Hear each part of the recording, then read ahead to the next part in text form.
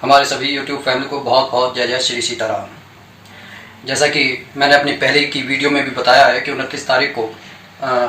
रात्रि में 9:44 पर शनि भगवान जो है मीन राशि में अपना स्थानांतरण कर रहे हैं और इस तरीके से मेष, मीन और कुंभ राशि पर शनि की 7.5 रहेगी और सिंह और धनु राशि पर जो है ढैया रहेगी। तो डरने की कोई बात नहीं है, सिर्फ हमारे को अपने कर्मों में सुधार करना है और जो प्रारब्ध में हमारे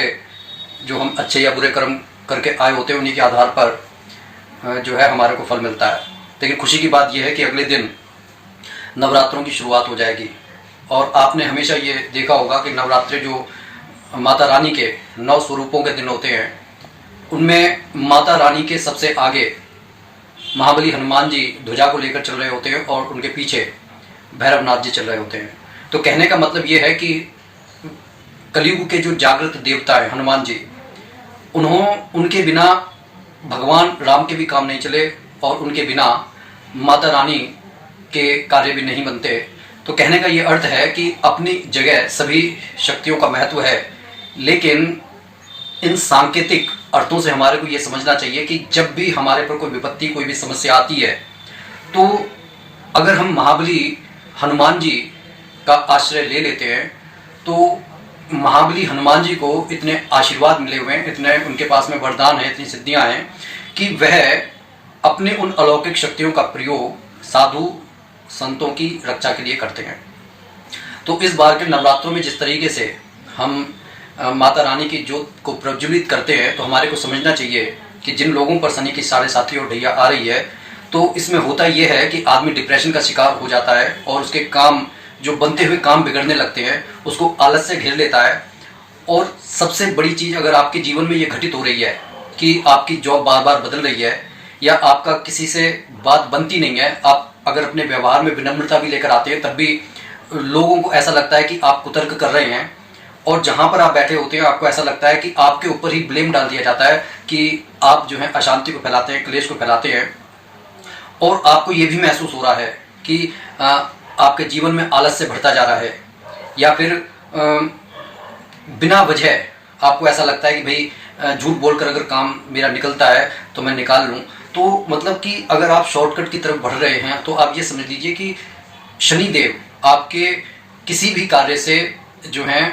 रुष्ट हैं और आपके बनते हुए कार्य बिगड़ सकते हैं। इसलिए कोशिश ये कीजिए कि महाबली हनुमान का आश्रय ले लीजिए। महाबली हनुमान का आश्रय लेने का ये अर्थ नहीं है कि उसके बाद में आप व्यवहारिक जगत में मनमानी करने लगे। मैं बार बार ये बात कह रहा हूँ, साधु संत हमेशा ये कहते हैं कि जब एक बार हमारे विचारों पर कंट्रोल होने लगता है, जो कि शनि की कुदृष्टि और राहु की कुदृष्टि से पॉसिबल नहीं होता, लेकिन जैसे ही हम महाबली हनुमान जी का आश्रय लेते हैं तो धीरे धीरे से हमारे अंदर की जो पॉजिटिव एनर्जी है वो बढ़ने लगती है और जो चीज़ बढ़ने लगती है तो धीरे धीरे से क्या कहते हैं कि आपकी नेगेटिव एनर्जी खत्म होने लगती है। यहाँ पर एक गुलजार का छोटा सा शेर है, वो पूरी तरीके से मुझे याद नहीं आ रहा, लेकिन उसका ये अर्थ है कि मैं तो दिया हूँ, प्रकाश फैलाना चाहता हूँ,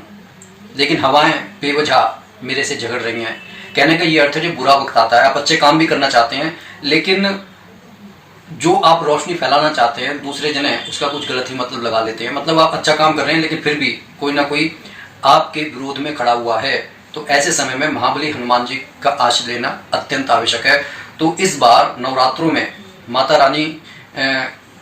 के लिए जो आप ज्योत प्रज्वलित करते हैं उनके साथ में आप महाबली हनुमान जी को भी स्थान दीजिए और एक सूखे गुड़ की जो डली होती है, आपको जितने ये नवराते हैं उस दौरान आपको सूखे गोले की जो गिरी है उसमें 3 लौंग फूल वाली आपको रखनी है और एक कपूर उसमें रखकर आपको महाबली हनुमान जी की आरती अलग से करनी होगी और इसी में करनी होगी। और उसके बाद में जो भी आपको, जैसे माता रानी सबसे पहले गणेश जी की और माता रानी की जो आरती करते हैं उसके बाद में आप कीजिए। सही ये रहेगा पहले आप गणेश जी की आरती कर लें, उसके बाद में गिरी और जो मैंने बताया कि 3 फूल वाली लौंग और कपूर रखकर उनकी आरती कर लें और उसके बाद में माता रानी जी की या अन्य जो आप 5 आरतियां करते हैं इस तरीके से कर लें। तो धीरे धीरे से आप देखेंगे कि आपके अंदर बहुत बड़ा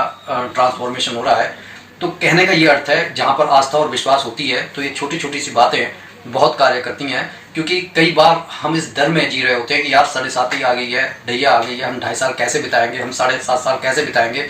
लेकिन डरना सिर्फ उसको है जिनके कर्म खराब हैं।